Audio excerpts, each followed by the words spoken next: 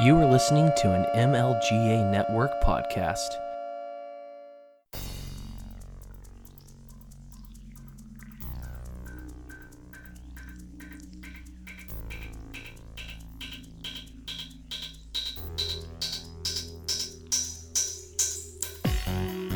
Welcome to Thank You for Your Servers, a show which looks at the tech news of today, but from a libertarian perspective. Now here is your host, Thaddeus Preston, aka Nick Way.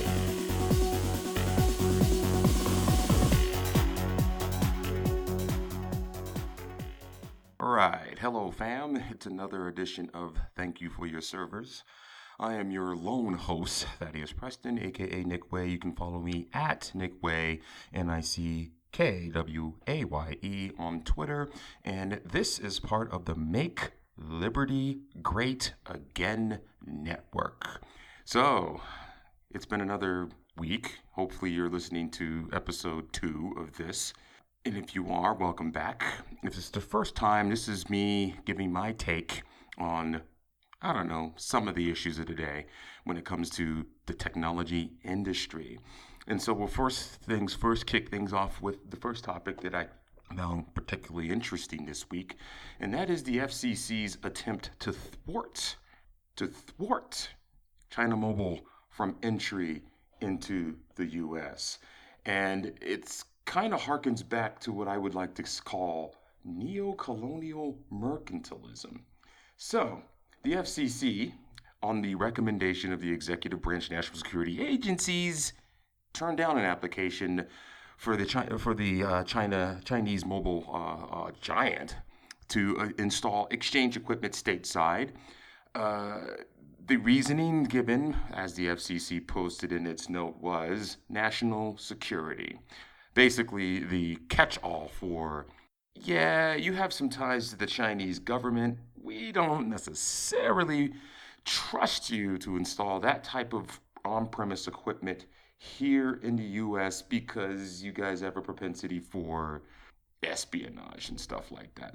So the note from Ajit Pai following the turning down of the application, an application they submitted 8 years ago, was that the fact that after a lengthy review of the application, in consultation with U.S. intelligence community, folks, the executive branch agencies, it has been recommended that the Commission deny China's mobile's application due to substantial national security and law enforcement risks that cannot be resolved through something called a voluntary mitigation agreement.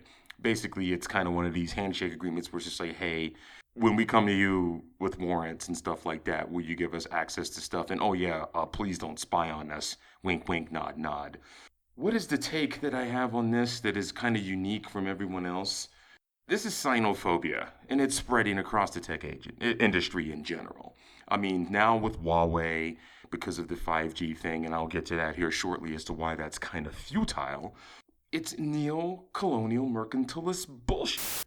Pardon the French. It's BS. We've been doing this stuff as a nation for I wouldn't say millennia. We haven't had telecommunications for millennia, but we've had it for a long time.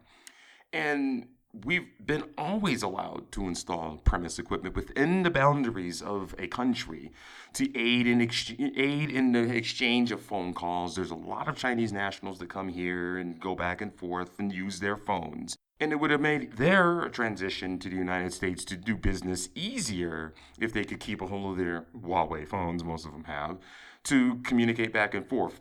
Let's not get too bogged down in the technical reasons as to why these exchanges are needed.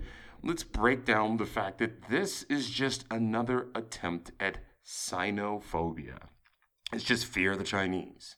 And we should there are many, many reasons to fear the Chinese. We can go over their political persecution, the Orwellian state they're building, their social credit system, the throwing of Muslim Uyghurs in prison camps. That's beside the point. In this is not moving forward with the truly interconnected world that we need for the future to even begin to break down these barriers. This is just erecting a trade barrier. And where goods and services can't cross borders, eventually armies will. And in the future, will probably be cyber armies that do it.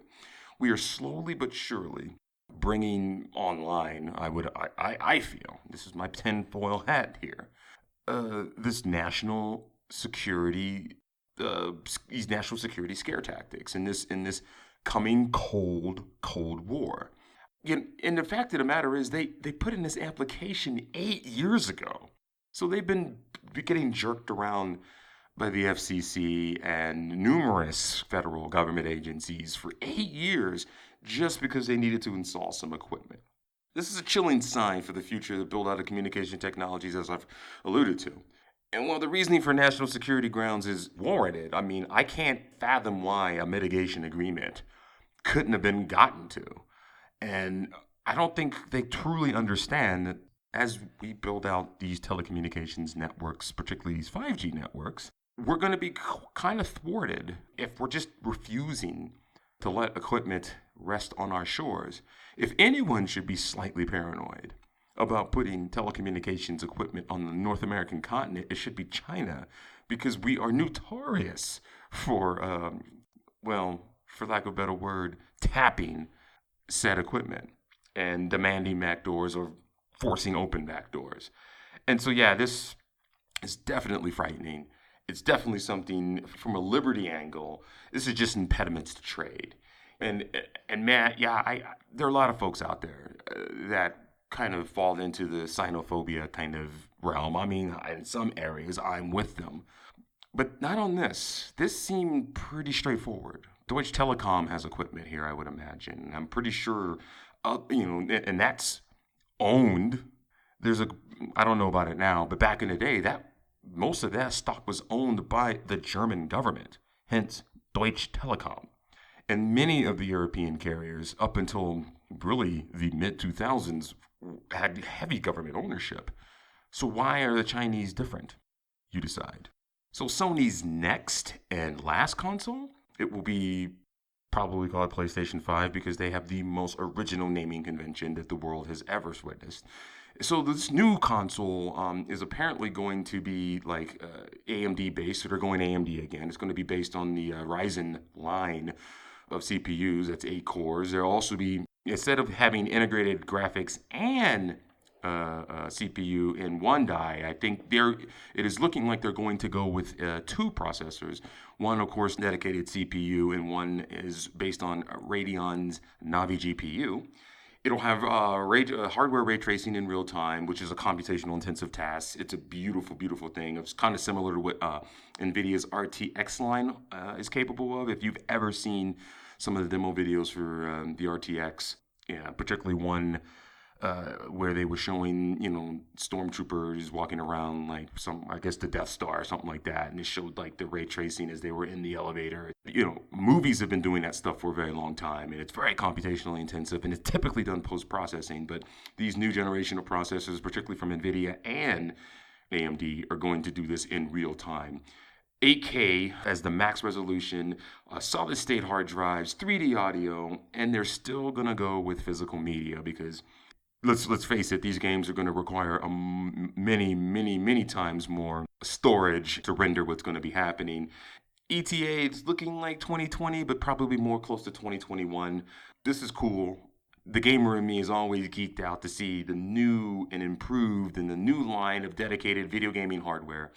While I know a lot of PC gamers have probably had these capabilities or will in the coming months and years have this capability on their custom gaming rigs, it's always good. It's always cool to me to see the engineering that goes into these dedicated gaming consoles, which has become more entertainment hubs than they actually have been advanced video game consoles dedicated to the one task of delivering premium graphics, great gameplay, and a lot. But it's always very interesting, when I geek out on these things because this is really, really cool. I love transition between video game console generations. Because now it's it's in Microsoft's court or it's in Nintendo's court, or even this might be the last generation of console hardware where there might be a fourth player that comes into the game. I still think this is probably the death knell for dedicated video gaming hardware. Motley Fool, I read an article in Motley Fool. This is maybe not. Right? Maybe this is it. I mean, this is Sony's big bet on the fact that it won't. But Sony itself has a cloud gaming play. Microsoft will have one with Project X Cloud. Amazon is going to do it. Google Stadia is going to step into the game here toward the end of the year. Everyone is, even Nvidia has a play with their GeForce Now. So I find it odd that they would put so much firepower into this box, but maybe, just maybe, the things that this box will be capable of are going to push us past what any cloud gaming platform will be able to provide. That remains to be seen. And then a lot of these latest generation of consoles actually do rely on a lot of background cloud infrastructure for AI, for some of the physics and other things like that. So this might just be like a marrying of the two. This might just be a super duper high end just set-top box for eventually delivering cloud gaming. But I don't know. I think it's cool. There's not much of a Liberty angle to it. It's just cool. And I'm looking forward to seeing really not just what this hardware is capable of doing, but most importantly, what Microsoft is going to bring to the game, and what Nintendo will inevitably be bringing to the game. And see, like I said, if there's another player that wants to even step into the game. And for every one of these out-of-the-park boxes with all these real-time, computationally intensive processing of, just amazing visuals, I'm very curious to see what the next kind of custom gaming rigs that will be, that anyone can build based on NVIDIA's processors or based on AMD's processors will look like when it comes to the next generation of games.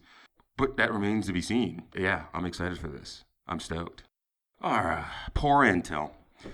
Well, the other day, Intel Corporation announced that it is intention to exit the 5G smartphone modem business and to complete an assessment of opportunities for 4G and 5G modems in PCs, Internet of Things, and devices, and other data-centric devices. Intel will continue to invest in 5G network infrastructure business going forward, but when it comes to the next generation of 5G, they're out. And this, poor Intel, right? Well, this is important for a couple of reasons, right? The first reason being, like, Intel just continues to stumble when it comes to mobile. And this is just another example of that. Like, it was late to the game when it came to ARM-based chips. Its only saving grace is the fact that in the last, 8 years, that Apple moved to Intel for the Macs. But it's even rumored that they're going to start doing their own processors in the Mac. And, the next iPhone that was going to be 5G was going to use these yet to be flushed out 5G smartphone modem chips from Intel. But because Intel was having such difficulty in delivering the performance that was required, Apple started looking elsewhere months back. And so Apple just settled its suit with Qualcomm. So, because it needed to, it knew it didn't have a play when it came to doing these 5G modems. And really an all-out battle with Qualcomm over this would be a waste of time, especially since it was becoming very, very apparent to Apple that Intel was not going to be able to deliver. Apple continues to actually move this stuff in-house. A lot of it's, granted, it still has, there's still patent infringements, and it's still encumbered by certain patents that are held, but particularly when it starts moving into 5G, where Huawei holds a significant amount of patents, and there's not many players in the market. It's literally just Huawei and Qualcomm when it comes to modems. And Qualcomm being the best U.S. company, and Huawei being the up-and-comer that actually has a lot of 5G patents. There's also MediaTek, which is also kind of a Chinese company, a Taiwanese company. I think it's either Taiwanese-based with Chinese manufacturing or vice versa. Either way, it's not looking good for Intel. Intel is going to continue to be an enterprise play and a desktop play, and they like they're saying, they're going to focus on maybe having modems in laptops and PCs and stuff like that. But I mean, the PC era, as far as I'm concerned, is when it comes to the mom and pop user of these devices, is dead, right? I mean, enterprise is where it's at. Even on, the podcast I'm recording right now is being recorded on it's in Core i3, which is nothing. But I don't need a lot of power, right? When you have the cloud, I don't need a lot of power unless I'm doing hardcore, audio, video editing, even coding for the most part, as long as you don't have a very, resource hog when it comes to IDE, you don't need much. And so you're not into this play. And as for the Internet of Things, any and everybody's going to get in that market. And they're just going to be one of many, many players. I think Intel's in trouble. I think they're in trouble long term. I think this deal with Apple for trying to be in the next 5G iPhones, at least the 5G iPhones that were going to be available in North America and Europe, I think that was a blow. And I think the fact of the matter is that they're bowing out of this means from a technical standpoint, they can't, particularly because it's encumbered, they can't compete with Huawei and Qualcomm. And now Huawei and Qualcomm have now, for the most part, Qualcomm has kind of settled its battle with Apple and are going to push forward with the next generation of chips. It's the only competition stateside that's going to be able to compete with Huawei with 5G. But that kind of goes back to the first topic and the first story I discussed when it came to just xenophobia, right? We're going to shoot ourselves in the foot here when we try to build out this 5G network that we will inevitably need. And, the 4G network will continue to evolve over time. And as Intel said in its statement, it will continue to, kind of push for that. But that's going to run out of steam in probably another decade, and it will all be 5G, no matter what frequency range that 5G is deployed here stateside. And the people who own the best equipment with that produces the best results, and give it up to Huawei, be it hook or by crook, they have the best equipment in the world. Nokia is not going to be able to compete. Qualcomm is only going to be able to compete when it comes to the internal guts of these. But a lot of the key technologies that are going to push this technology forward come from Huawei. And this is just kind of sad that, an American institution that is Intel isn't going to be really try to compete in this market, because it can't compete in this market. It's tried and it's failed. And so we're on this, neo-colonial mercantilist kick with, executive orders coming down that we can't, that companies really can't use Huawei's equipment. It's the xenophobia. There's going to be less competition when it comes to getting access to this technology, and particularly the modems, because smaller players will have to bow down to the two best in the business, and maybe some smaller players will come about, maybe some, via increasingly more Chinese espionage, maybe there'll be some more Chinese players, but they will be Chinese players. Yeah, now I'm starting to think that IP sucks. Hat tip to Stefan Kinsella when it comes to that. There's not a lot of players, man. The market's converging around two. One's American backed, one's Chinese backed, but the future of 5G really does sit with Huawei. And it's very, very sad to see that there'll be a player bowing out because they can't compete. All right, so Pinterest and Zoom had IPOs this week. And the IPO market is popping off like it's 1999. And the first company to go public, I think, one of the first companies we'll discuss that went public first is good old-fashioned Pinterest. Pinterest is that app that has all the pretty pictures, and it's all in this very beautiful design, and it's a very aspirational website and a very aspirational app. And it's kind of been a slow-moving company, unicorn or undercorn is sometimes depicted, because it didn't price nearly as high in its IPO debut than it did when it was a privately traded company. But it finished today at about $12 billion in market capitalization. It popped 25%, started at 19 per share, got up to and closed at about $23.75. It doesn't necessarily make Bill Selberman a billionaire per se, but it now mints a new multimillionaire. And I mean, the company is, you read stories about the company, it has been very slow and very deliberate in its ascendancy as the other social network, right? I mean, it has avoided many of the problems of Facebook and Twitter and Snapchat and Instagram and stuff like that. And it's just kind of been this very aspirational site, man. I mean, from beautiful design to recipes to beautiful women to shoes, cars, interior design. And then, of course, they've been, slowly ramping up their advertising model. And the company is coming to market with less debt than, say, Lyft, who has kind of gone through a death spiral in the last week. because essentially it is not a very profitable company. Pinterest is also not profitable, but it is a lot more profitable than the companies that have come to market as part of the Silicon Valley unicorns that have gotten started over the last decade. The other company, which is kind of much more of a feel-good story and something that I love seeing, particularly because, unlike most people, I'm not a troglodyte when it comes to, immigration, is Zoom. So Zoom is like the video conferencing company. It priced at 36 a piece. It popped to 65, and it made Eric Yuan a 8-time visa seeker who was denied 8 times before he was admitted into the United States of America. It made Eric a billionaire. And with the pop of almost 81% in his debut. This is a really good feel-good story. This is kind of what makes America America. I mean, our stupid immigration system that allows undocumented, unskilled to kind of flood across the border, which I don't really care about, but denies people who are educated and determined and truly are the bread and butter of what makes the country great, the Silicon Valley great.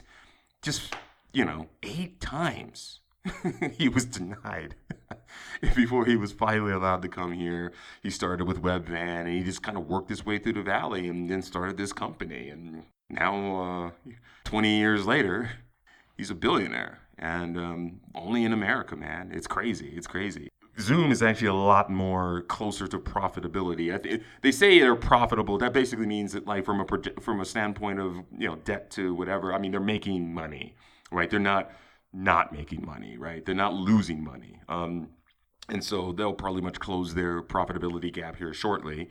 And yeah, it's actually the reason it really popped 81% is because it came to market with less debt and a path to profitability and growth that has been fairly phenomenal. Pinterest the same way, which has had growth. It's less than phenomenal. The company will probably be forced to put its foot on the gas a little bit. Pinterest has been a very slow and deliberate company. These were 2 strong IPOs. This definitely shows that the 2 CEOs of these companies and co-founders of these companies are very, very deliberate in their growth. And just looking at a Bloomberg interview with Eric Yuan, he himself thought that the stock price was too high, right?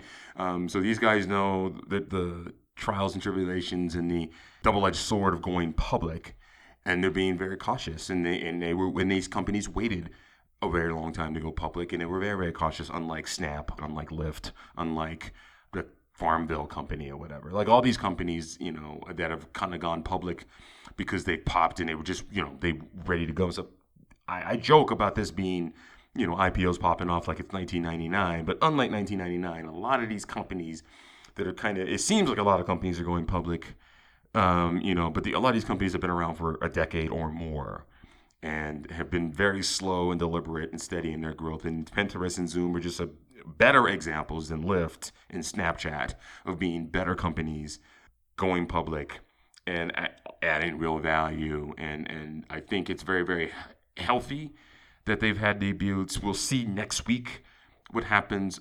Zoom is trading on NASDAQ under the symbol ZM. Pinterest is trading on a New York Stock Exchange, which is kind of rare, under the ticker symbol PINS, PINS. Clever.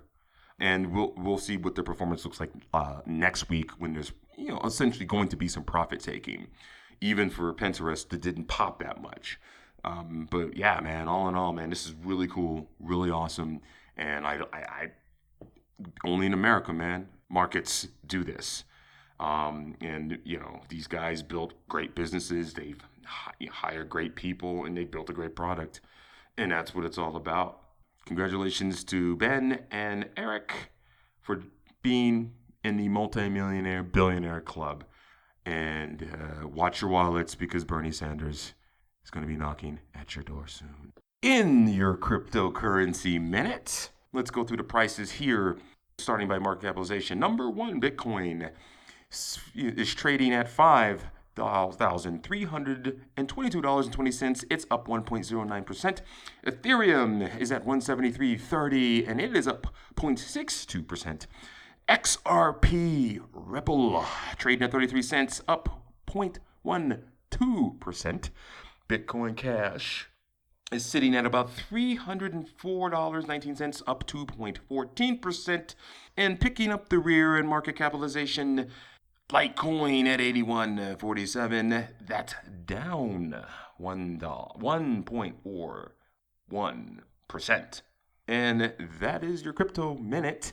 And now, my friends, a bit of a rant to close things out. So I was reading through the tech press as I was doing show prep for the show this week, and I read 3 articles in a row that were very, very interesting. Now, because I suck at my job, I didn't necessarily grab the links that I needed necessary to actually formulate and bring this together, so I'm just going to talk off the cuff. One of the stories was definitely a story I saw on Engadget that I can't find anymore, telling, there's a study out there that shows that 100% renewable mandates are a sham or a scam, or to put it in no words, would in and of itself create a lot of environmental degradation that we are hoping to avoid because we want to bring down our carbon footprint and stop emitting greenhouse gases. A subsequent story I then read, when it comes to the extraction industries that will have to dig up the cobalt and do the lithium open pit processing and mining, is the fact that Audi's first electric car is going to be delayed because of a battery shortage. And there's a battery shortage because people don't tend to understand there's a finite amount of these rare earth metals and these other types of metals that we need to extract from the ground that would make this 100% renewable future even happen. From the semiconductors necessary to do solar panels, to the rare earth metals required for turbines and motors, and all the other things that will be required in the future if we are to be 100% renewable energy, will in and of itself cause a great environmental degradation. And the place we need the most of these kind of special compounds, cobalt being one of them, comes from the Democratic Republic of Congo, which is known for its brutality, war, child soldiers, and slave labor. And so for those of us typing on computers and smartphones and doing all this stuff, a lot of those rare earth metals and materials that we need to even build said devices come from places such as the Democratic Republic of Congo, because we refuse to extract in the West the resources that we require for the technologies that we're going to use in the future to make us 100% renewable and green. See, we forget about these things because, those particularly in the tech press and those who have no scientific background whatsoever are, for lack of a better word, naive. They think that we're going to come up with unicorn methods of energy, unicorn methods of computation, unicorn methods of all this stuff. They think we're just going to invent it out of thin air, not understanding that the underlying consequence of being having all electric vehicles on the road, solar panels, and renewable energy in the form of wind and solar and blah, blah, blah, blah, blah, will in and of itself create a new dilemma for the environmentalists and the zealots. It will cause the extraction of these materials from Mother Earth that will leave detrimental effects in places like the Democratic Republic of Congo, and not just effects on the environment, for which these environmentalists have a almost myopic view of, but look at the societal consequences in the Democratic Republics of Congo. Look at the societal implications in places like China, in places like India, in places like that. The third world in that instance. Look at what we've done to the Middle East when it comes to oil. The war, the degradation, the hostility, the propping up of terrible dictatorships and governments. But we need the new Green Deal or Green New Deal or whatever the hell the latest myopic utopian world that we want to create, because we're afraid we're hurting the earth. Those who are sober enough to actually study it and break it down know beyond a shadow of a doubt that this is crap. This can't be done. And if you're not putting nukes on the table as part of that energy mix, all the legislation you pass for mandating here in the United States and across the world that we will be 100% renewable by X number of date means absolutely positively nothing. Because we tend to always understand and want to analyze and degrade the upstream and downstream operations of fossil fuel extraction from the earth. But we always seem to have a blind spot when it comes to the same extraction of both upstream and downstream operations when it comes to these extraction industries that we do to the places that we're going to need to pull these metals from to build this Green New Deal utopia. Food for thought. All right, fam, I am out. There's been another edition of Thank You for Your Servers. We're logging off, but please follow us at the Make Liberty Great Again Network on Twitter and at Nick Way on Twitter. Again, we're logging off. Thank you for your servers.